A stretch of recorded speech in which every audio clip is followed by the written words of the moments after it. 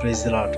இன்றைக்கான கர்த்தருடைய வார்த்தை இதோ இருள் பூமியையும் காரிருள் ஜனங்களையும் மூடும், ஆனாலும் உன்மேல் கர்த்தர் உதிப்பார், அவருடைய மகிமை உன்மேல் காணப்படும்.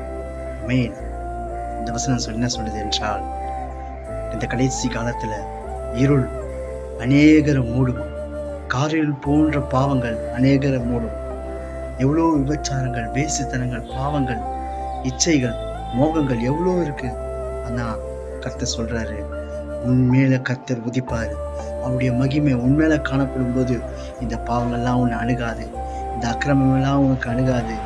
கடைசி காலத்துல பாருங்க எவ்வளவு பாவங்கள் நடக்குது. குடும்பத்துக்கு விரோதமாக குடும்பம், அப்பாவுக்கு விரோதமாக பையன், எவ்வளவு பேர் நடக்குது. அன்பு தணிஞ்சு போகுது. ஆனா கர்த்தர் சொல்றாரு, இந்த 2026 வருஷத்துல பெரிய மாணவர்களே, இருள் உன்னை மூடினாலும் கர்த்தர் உன்மேல் வெளிச்சமாய் உதிப்பார், அவருடைய மகிமை உன் மேல மட்டும் காணப்படும். ஹல்லேலூயா. விசுவாசிங்க. ஹல்லேலூயா.